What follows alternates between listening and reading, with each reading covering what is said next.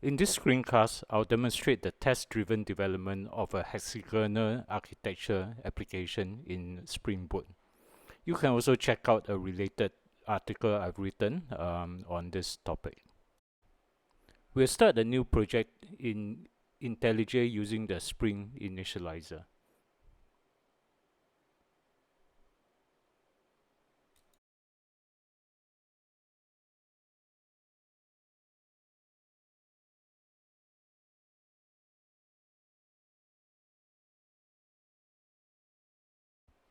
For dependencies, we include Project Lombard to simplify the Java code and also the Spring Reactive Web.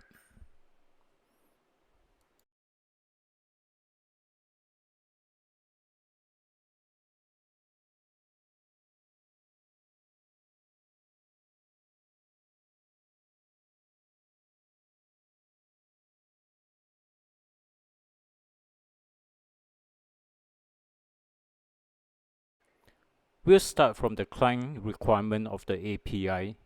In this case, we'll create a class, a test class, under the package API to signify that this is from the API module.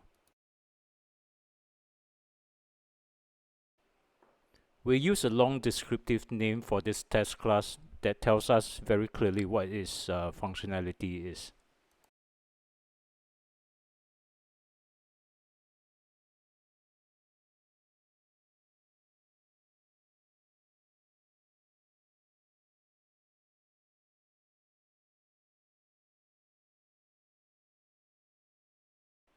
Now that we have the test class, let's create a test method, and we'll just call it get for now. And what should be included in this test case? To answer that question, we need to look at the responsibility of the API adapter. In this case, we can say that in general, API adapters will provide an endpoint and the routing for the request.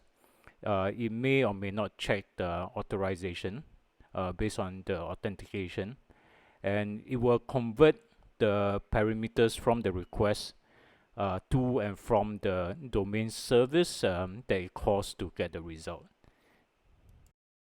With that in mind, let's go ahead and write the test case. We'll first need a client, a web test client that will be injected by the Spring framework. And to ensure the injection, we'll add the annotations auto-wired to the client itself and web flux test to the test class. With that in place, let's go ahead and write the test case. It's a get endpoint with the URI stock position market value, and it takes a path variable symbol for the stock symbol.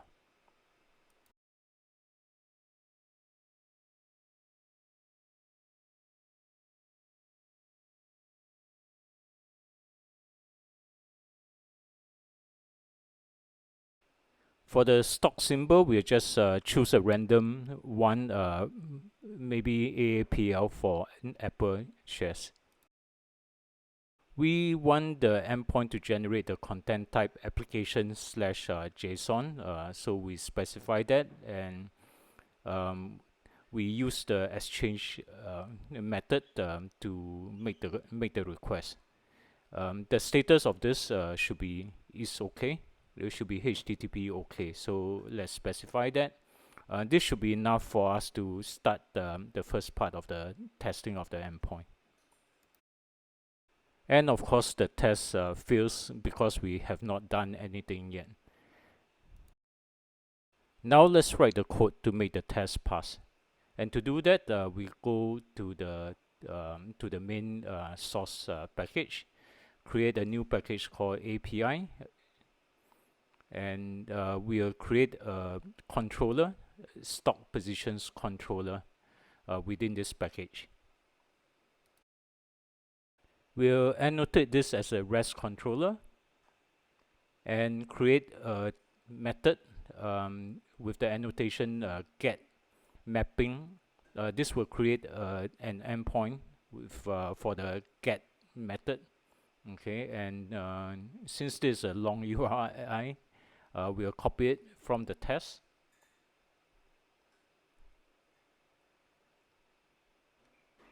And let's put in the path variable symbol at this point. Since the return type is not specified yet, we'll just use void.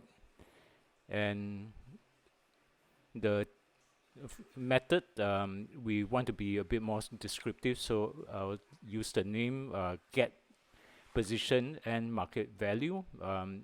This does not affect the endpoint, but it's just a way to keep track of the functionality in this method. Okay, that should be enough for our test. So let's run the test again.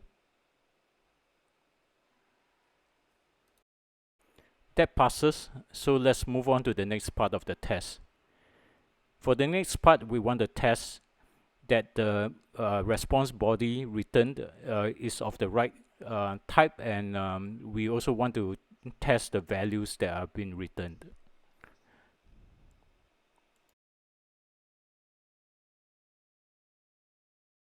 The response should be a JSON of a certain structure, and we will specify the structure in the DTO. In this case, we'll use a very specific long name for the DTO, and since this is specific to this this API response.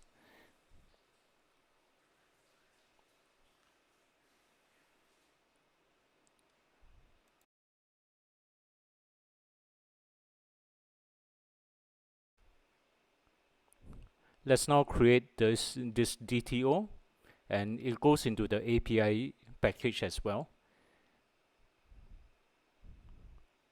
Okay, this should be sufficient for now.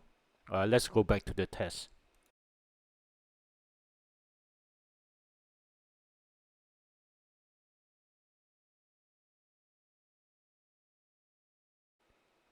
We want to test the value of the returned data, and at this point there's very little we know about it except maybe the symbol. So let's test for that right now. Okay.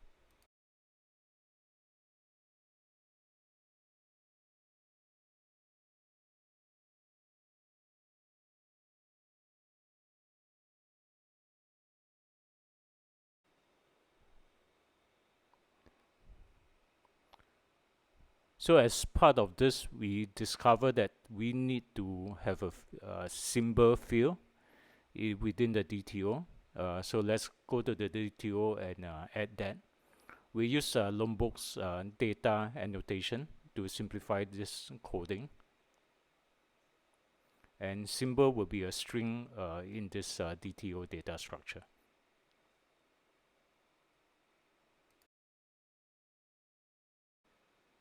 The symbol field in the returned response should be the same as the symbol that we have indicated in our request.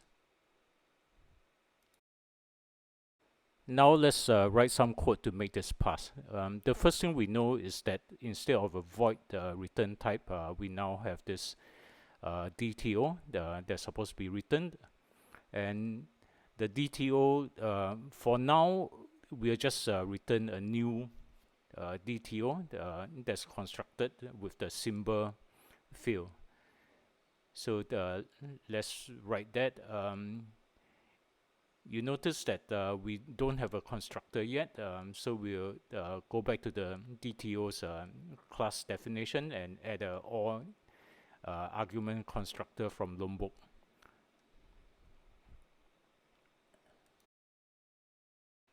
So going back to the test, we'll run the test, and okay, we see that it's not passing. So let's take a look at what's happening.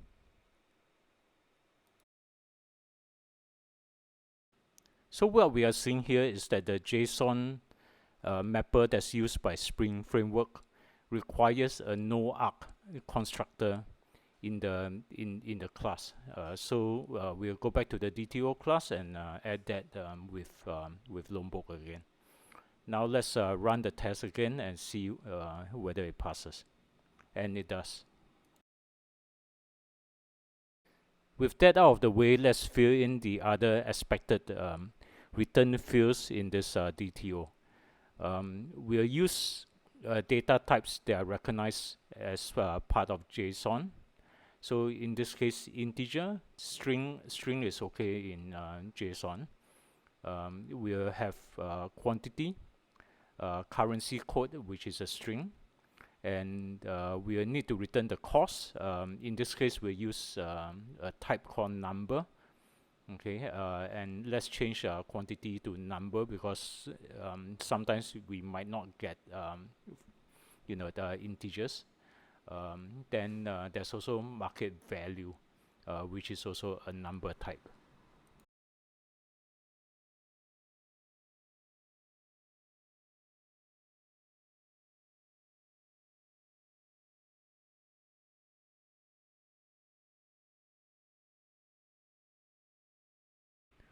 This will cause the DTO constructor to break. So let's put in some placeholder parameters into the constructor to make sure that it works again.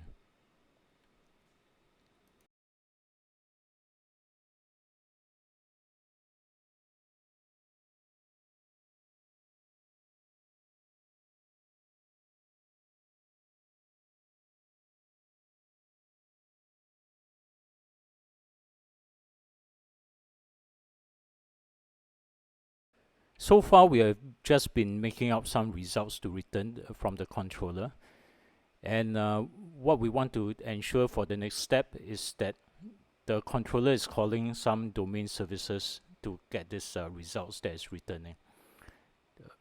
We'll use a mock to represent the domain service. In this case, we'll annotate this mock using the mock bin provided by screencast.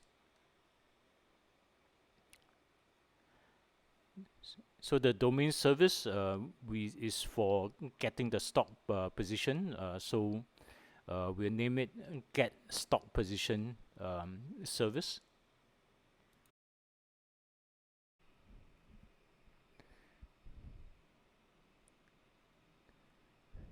And we'll create this class in a new package that we'll call domain.service. This was separated from the API module and the API adapters. Next, we want to specify the behavior of this domain service when it's called. So using Mockito's when method, okay, when get stock position dot service has a method called get, and with a parameter symbol. Okay, let's create this method in get stock position service, and the return type we are going to use a domain model, a new domain model called stock position. Why don't we use the DTO in this case? To explain that, we have to go back to the dependency implications in hexagonal architecture. Okay, so in this case, we can see that the adapters have dependencies on the domain models and logic, but not the other way around. And what this means is that the adapters and the DTOs can know about the domain models and the domain services, but the domain models and domain services should not be dependent, should not know anything about the DTOs or the adapters, except maybe through their interfaces, if necessary.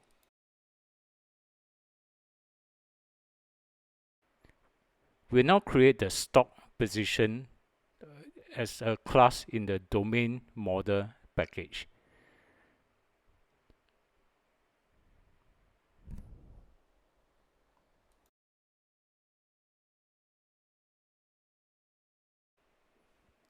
We'll leave it as that for now, and let's go back to the test to complete the rest of the behavior that we wanted to have.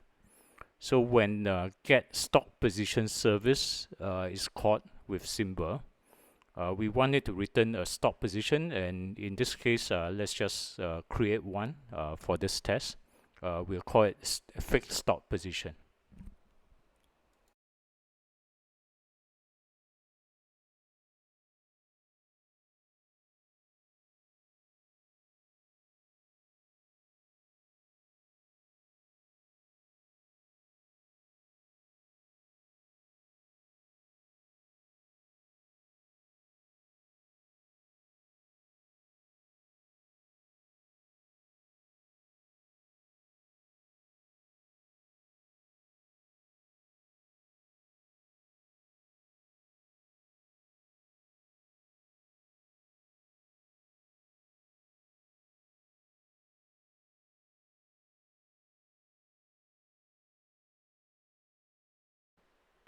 Let's now add more tests to verify that the result that's returned is from this stop position that's returned by the domain service. So to do that, we'll use asset j's asset all function. Okay, this allows us to run multiple tests while still allowing us to see the results separately. Mm.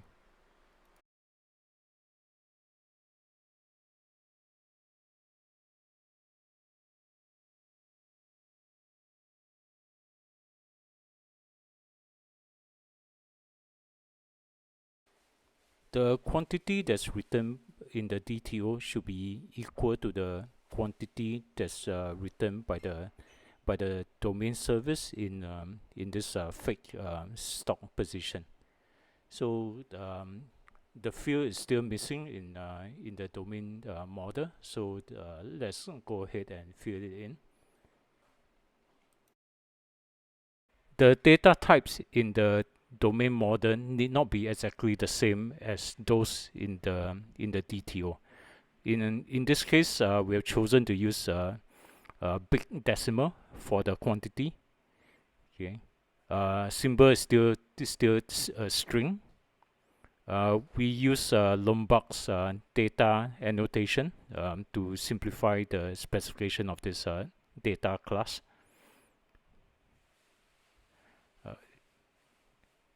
Next, we need currency code as well as cost, which is also a big decimal. Okay.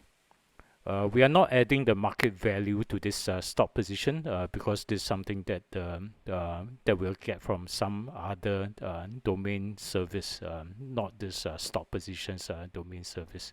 It doesn't belong in this domain model. Okay, and with that done, we'll go back to the test to add in the rest of the fields. Cost, we'll compare cost as a double, and we'll use the assets j's as is close to the method to make sure that we can compare this two double values with the correct precision.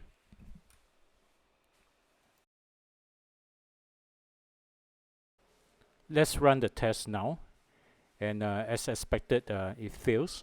Okay, let's just take a look at the result, and let's write the code for this test.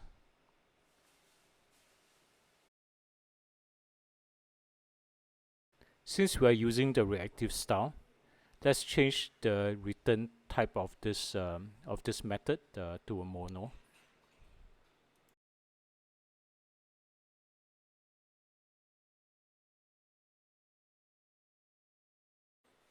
And we'll also change the return type of the domain service get position service to a mono.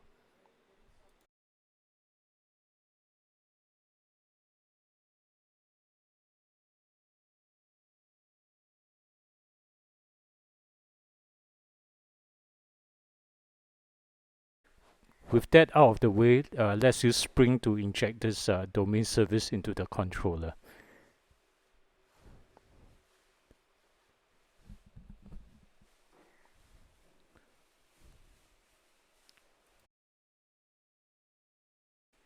and we can now call it to get the result we want.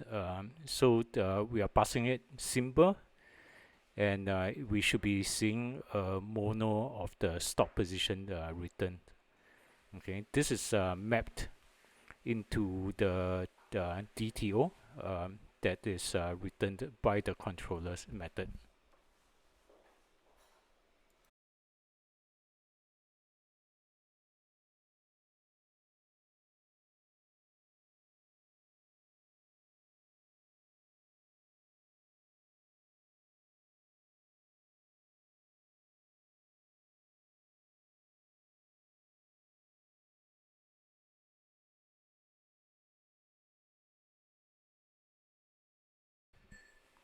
And the DTO should contain values from the stop position from the domain model. So let's fill that in.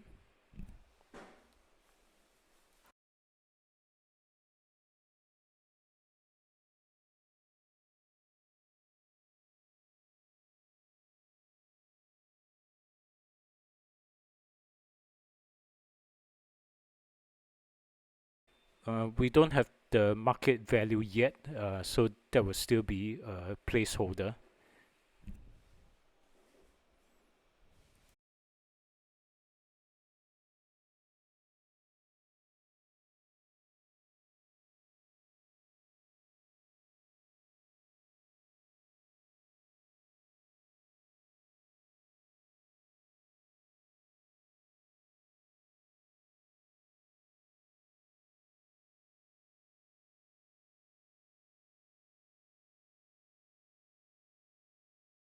There's still an error. Let's take a look at it.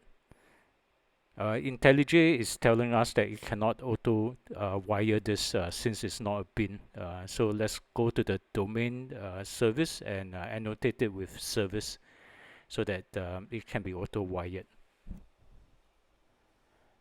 We also want to change this into the constructor injection, which is the recommended method of doing this. Running the test, we'll see that the fake stop position is still not set up properly. The domain service is now returning a mono, not just a plain stop position data type. So let's convert it to that. Running the test again, we see that it now compiles, but there's still an error. Taking a look at it, the stop position is still not set up fully. So let's do that.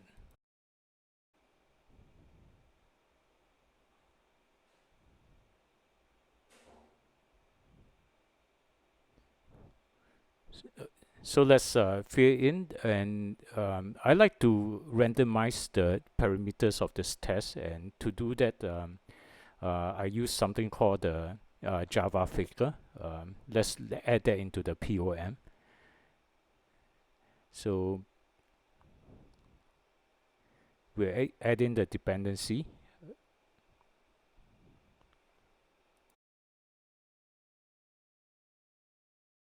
And don't forget to set the scope of this dependency to the test. With that in place, we will now go back to the test class, where we can get an instance of this faker for randomizing the test data.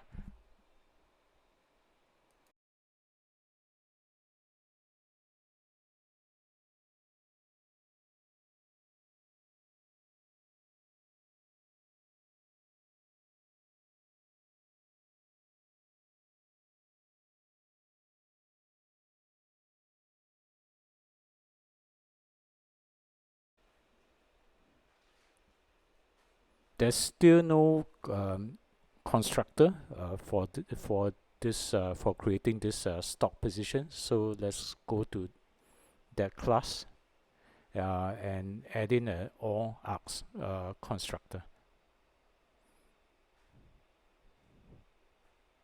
Okay, that seems to work. So let's run the test again.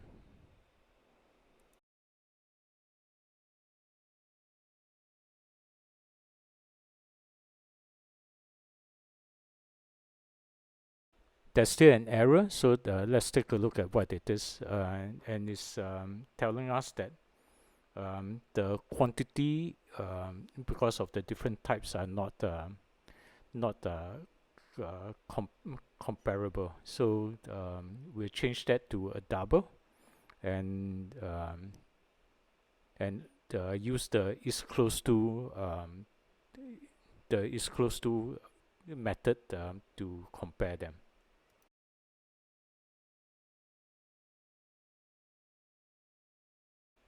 The test now passes.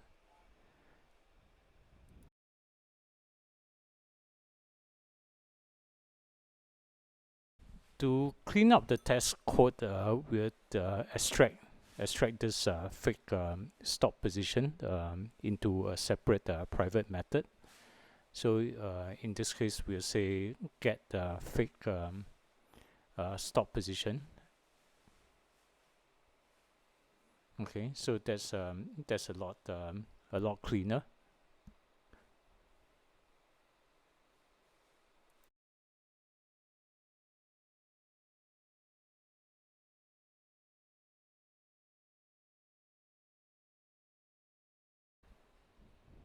Okay, now let's go back to the domain service. And when we look at this, we realize that we are missing something. There should be a user parameter that's passed into this, because the stop position belongs to a user. It's not something that's universal. So user A and user B's stop position will be different. So we'll add in this user parameter. Okay. So let's reformat it a bit to make it easier to read. Okay, the user is a string. We will use IntelliJ to change this signature.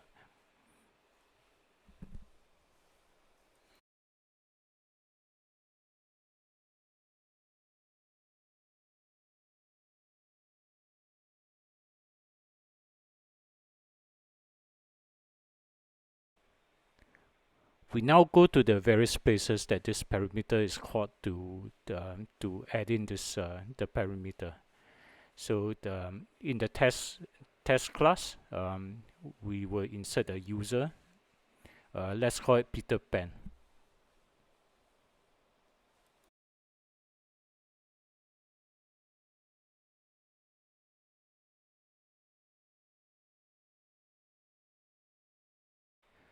Now in the controller, we need to make the similar change. But where is this user going to come from? We can't just make up a user. To do this, we'll use Spring's security framework. So let's go to the Maven POM file and add in these dependencies. We'll first add in the Spring Boot starter security dependency. And also the corresponding test from Spring Security. Again, don't forget to add in the test scope for the test dependency.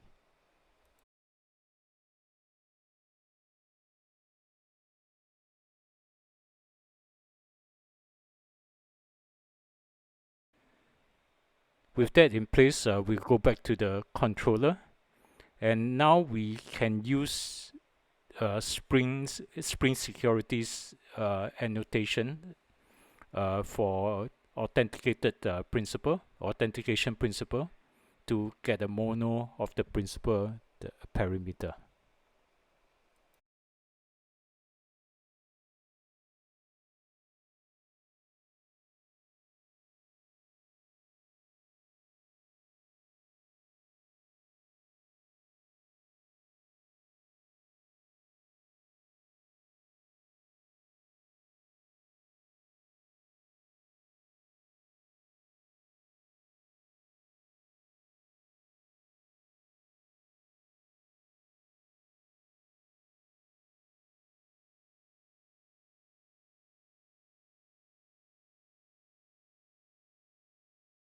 We now get the principal value from the principal mono using a map to convert it to a call to the domain service get stop position service.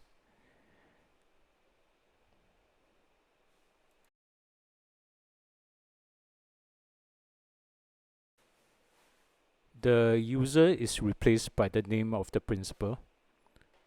So we call principal.getName and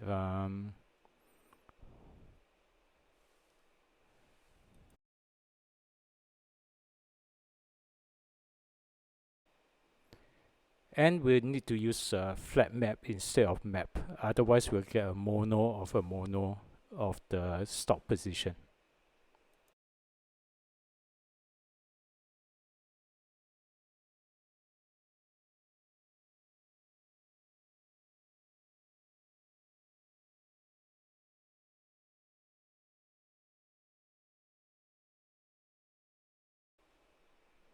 And to make sure that we have an authenticated principal, we'll now go back to the test and annotate this using the with mock user annotation.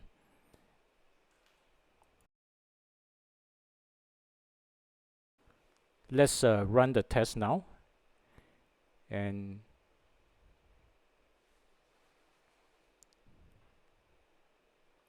you can see that it passes.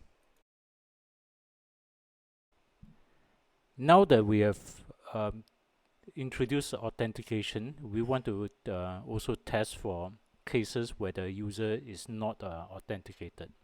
The first test will be for an anonymous user. We would create a new test case and annotate this test case with anonymous user annotation.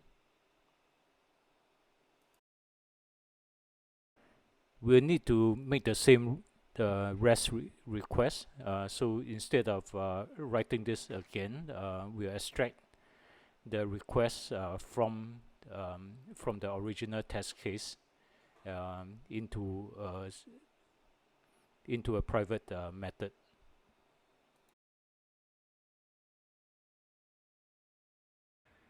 Spring Framework's convention is to return the forbidden HTTP status when the user is anonymous and authentication is needed. So let's write the test to reflect that. Okay, now running the test. We see that the test passes, and we'll move on to the last test case for this, which is for an unauthenticated user, somebody who's not even logged in. So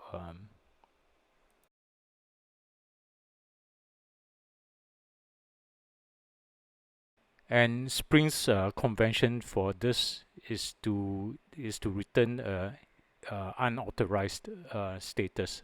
So again, we'll use this and running the test now. We find that this also passes.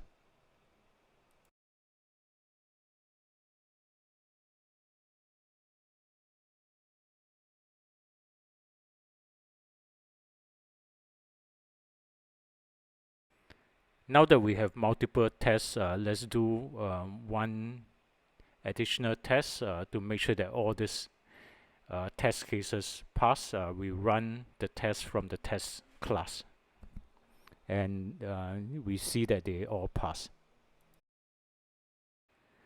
Now to complete the test, we need to check for the market value that's returned.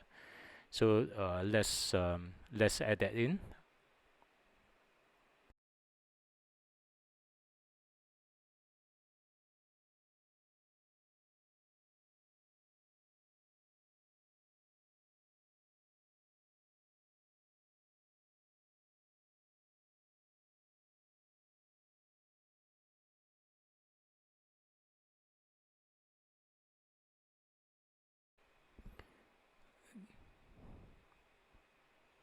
And we'll leave this test half written at this moment. We'll need another domain service. So this time we'll have a get stock market value service to help us to get the stock market value.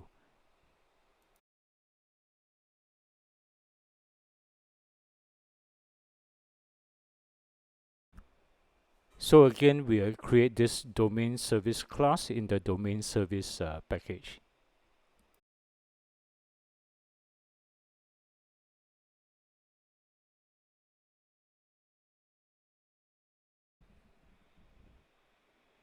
Now going back to the test, we can specify the behavior of this domain service.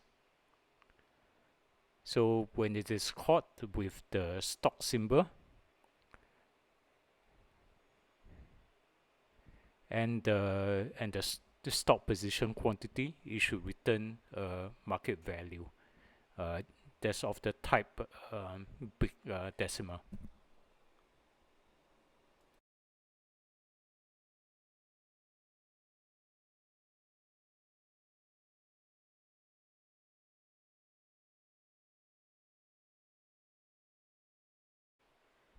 And we'll create the corresponding method in the domain service class.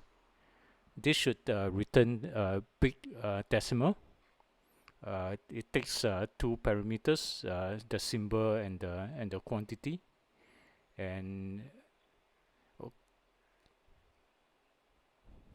it should return a fake market value, something that we generate randomly, or rather it should, since we are using the reactive programming style, it should return a mono of a big decimal. So let's specify that.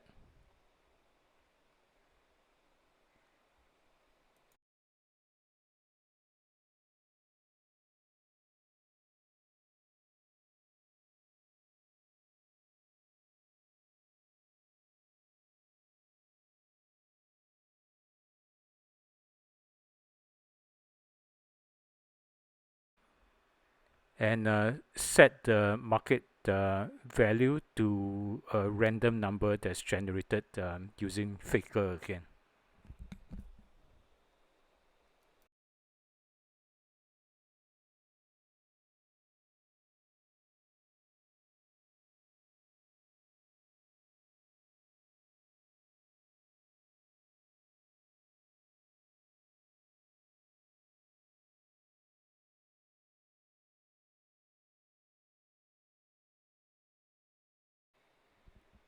Now we have to fix an error in the return type of the domain service method. It should return mono. So we change the return type to be that.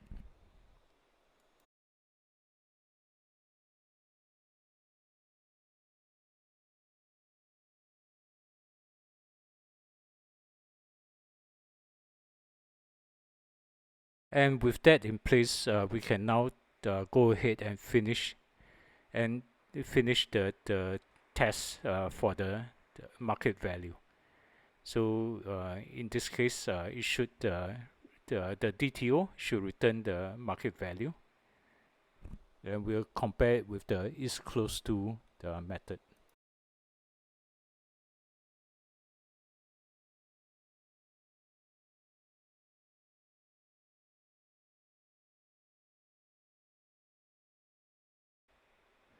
Let's now run the test to show that the test is working, and yes, we get an error in the method. So we need to now go into the code to fix it.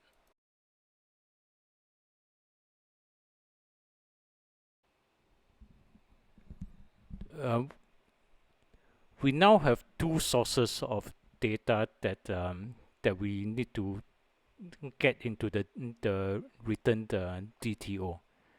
So let's use the operator zip when to accomplish this.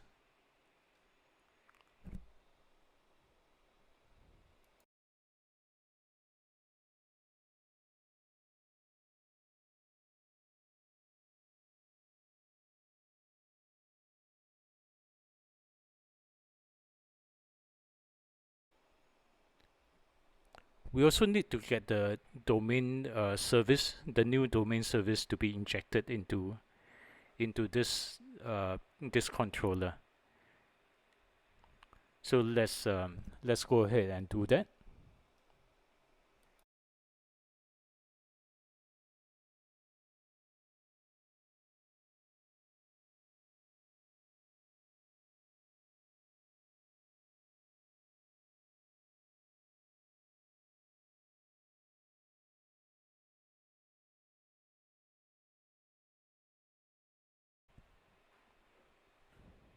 So the ID tells us that it cannot find the bin to auto wire.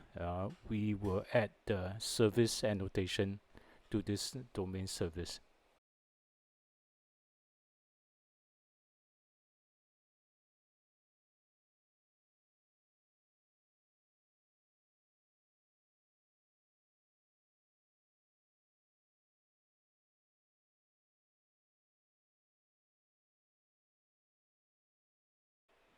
So that took a while to get right, and now let's run the test to see if this works.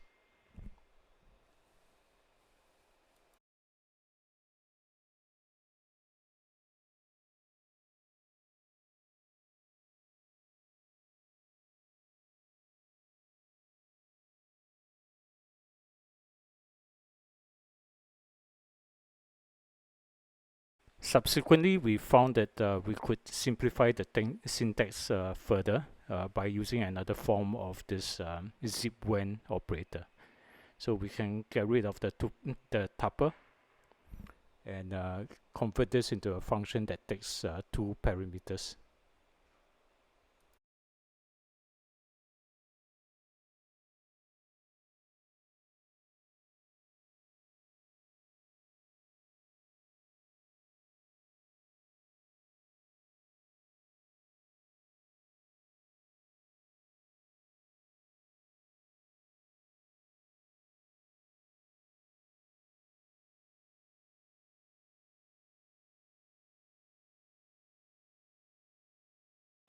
We'll write one more test to complete this test suite. So this test would test the response when there's no position, there's no stop position for a particular user in a particular stock. So we'll call this the empty position test.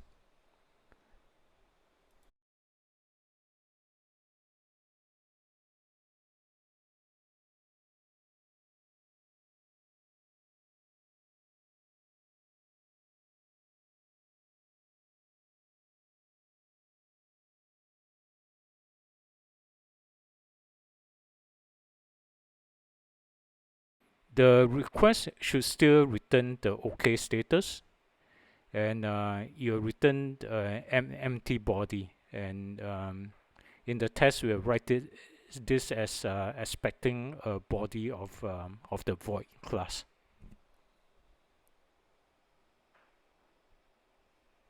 Okay, we need to set up. We need to set up the domain services, since this will be called as part of the test.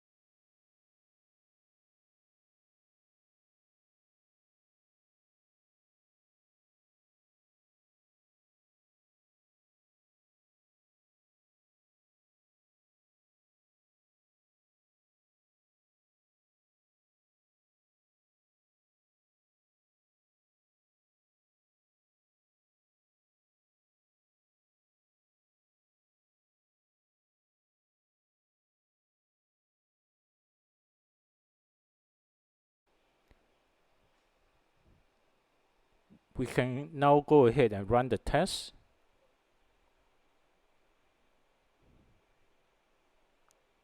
And that passes.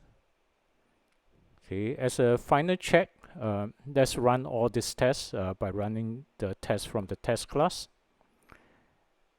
And we see that it's all green.